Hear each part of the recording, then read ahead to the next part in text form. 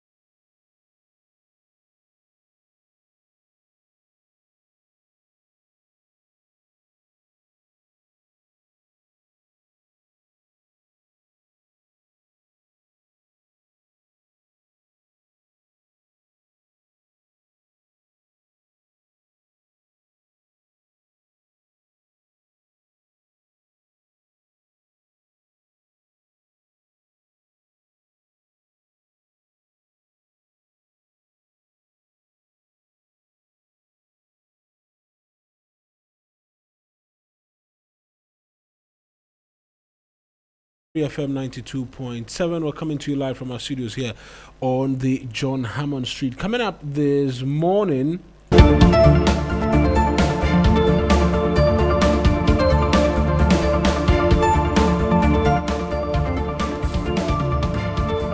family of the no-bed syndrome victim Charles Emisa welcome report of the committee investigating their brother's death with a call on government to improve emergency health care. So I think that it's a step in the right direction. Looking back, we would have to prevent these kind of deaths from occurring and not usually set up a committee when the death has already occurred. But however, this will not bring Charles back. Also this morning, patients who visit the central lab of the Korle Bu Teaching Hospital likely to meet a shutdown from today, and a lot later you could be imprisoned or fined if you fail to make the necessary updates to your personal details with the NIA. We'll tell you why.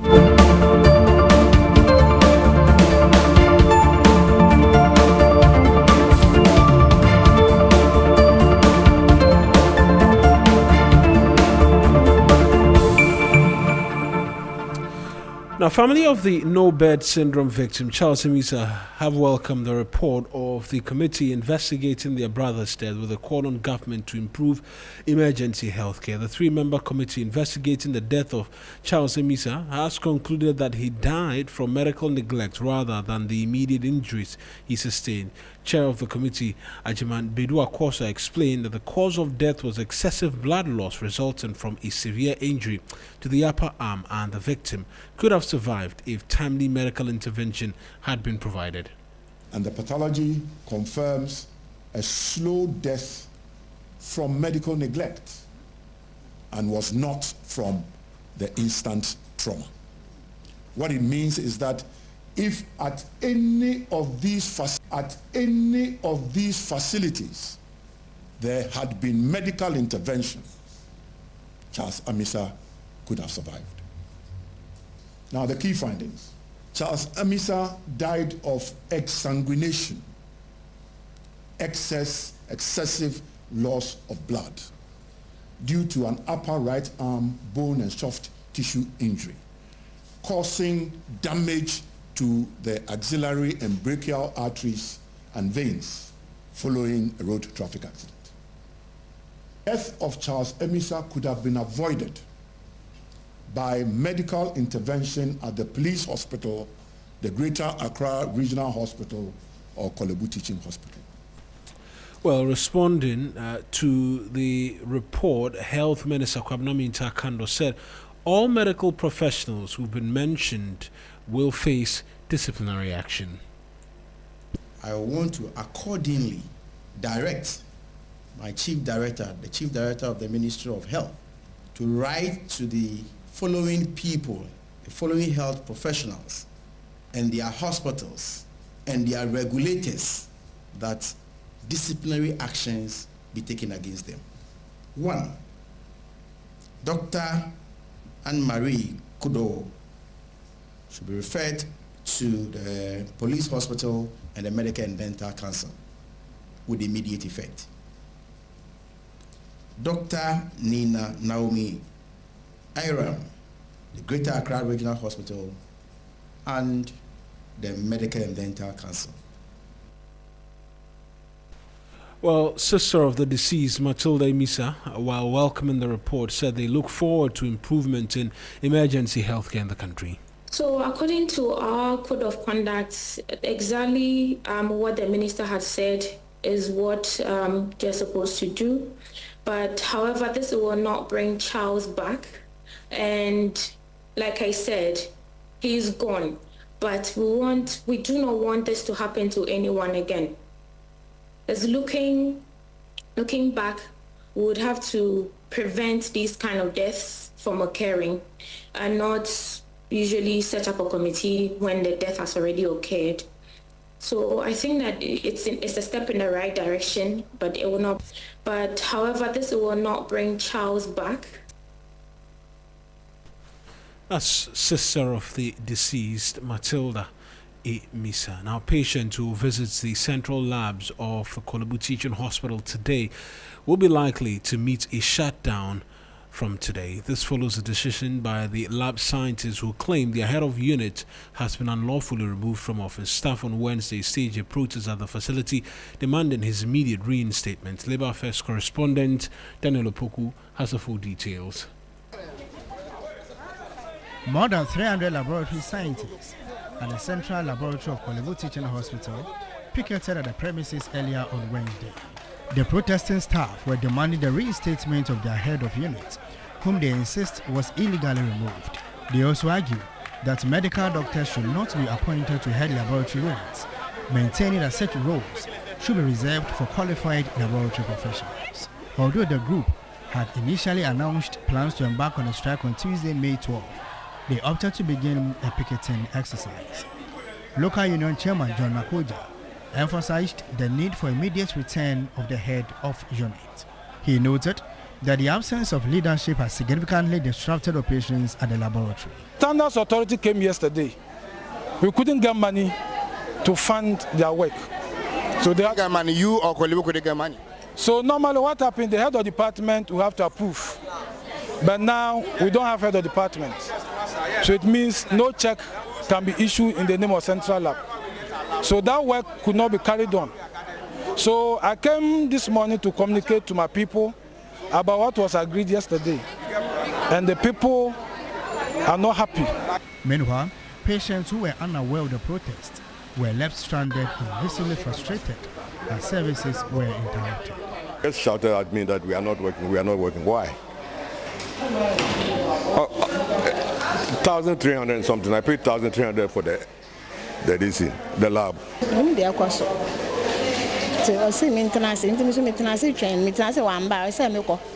I don't know what is happening, and they said I should sit here and wait. So if they don't come, why must I sit here? The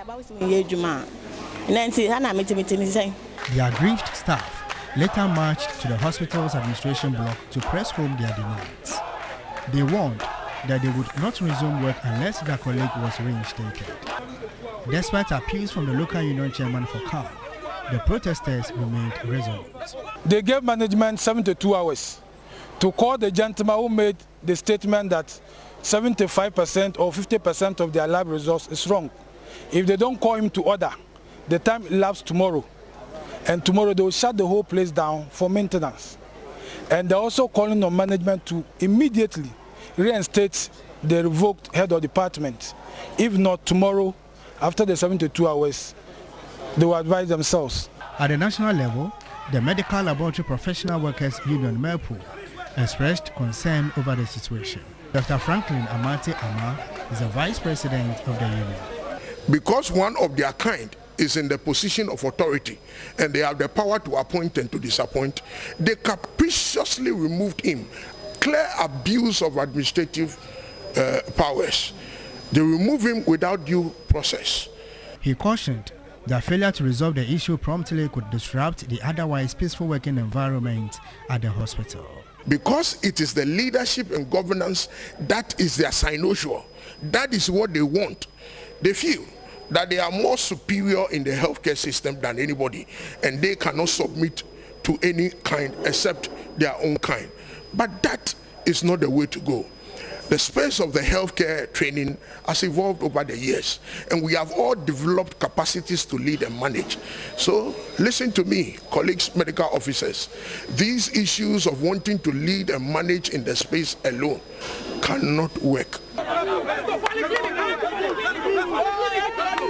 Labour Affairs correspondent Daniel Opoku with that report. Now, all third-year mill students at the Bolgatanga Technical Institute have been directed to vacate the school premises with immediate effects. The directive follows security intelligence suggesting planned attacks on critical school infrastructure addressing students.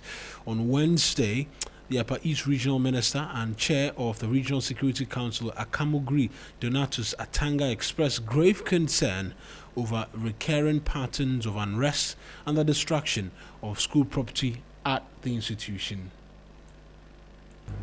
It is rather unfortunate that you are to end your practicals by next week,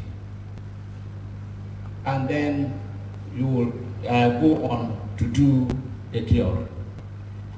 But unfortunately, when we were in school those days, when students were going to riot, they don't riot at the time exams are on. They go and cause the problem at the time that the exams are not on. The trouble has come from the third years, particularly the third year boys. They have caused the problem. When my system went down, that's what we have detected.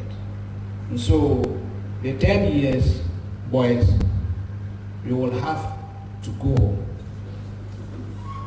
The 10-year boys, you will have to go home. Now, the National Identification Authority is urging members of the public to endeavor to make the necessary updates to their personal details whenever required. According to the authority, failure to do so without reasonable cause will result in a fine or a term of imprisonment or both. Here's a report by George Queenan. The law requires every Ghana card holder to notify the NIA within 30 days of any change in circumstances that affect the personal information stored in the National Identity Register or to correct any errors relating to that information. The data collected by NIA is intended to support effective government planning. If you were in secondary school and now you are working, government needs to know how many working group of people do we have. If you are sorry to say you were able and now you are disabled, you have to notify NIA so that at any point in time government says that NIA kindly produce the total number of disabled people in this country for me. We have to do this. So the law is there, but just that NIA has not been enforcing it. But I intend to enforce it to the latter. However, failure by Ghanaians to update their information is making it difficult for authorities to rely on the data for accurate planning. The NIA has outlined several circumstances that require updates. It includes that when you are a student and now you are a working class, you belong to the working class, you have to inform NIA. When you're single and now you are married, you have to inform NIA. And the most important aspect is that when you move from where you are staying, so if you are staying at Kaswa and now you are now at East Legon, it means that your circumstance has changed. You have to inform the NIA so that we can do the necessary corrections. But what happens if one fails to update their details? That's where we say that if you don't update it and we get to know, then we can take you through the legal process because the law is clear on that. The sanction is that you pay a 12 penalty unit or you go to a term of imprisonment of not more than 30 days. The National Identification Authority, NIA, will soon launch an online application to allow Ghanaians to update their data from the comfort of their homes while still ensuring strict verification processes. It doesn't mean that once you do apply and it says the circumstances have changed, so it means that it goes into our system and just change. No. There will be a reviewing team because the law is clear that if the reviewing team is not convinced, they will have to call you to come to justify why you want to do those changes and everything that we could do. So, and lucky those things are not on the card, on the physical card. So you can just do the updates.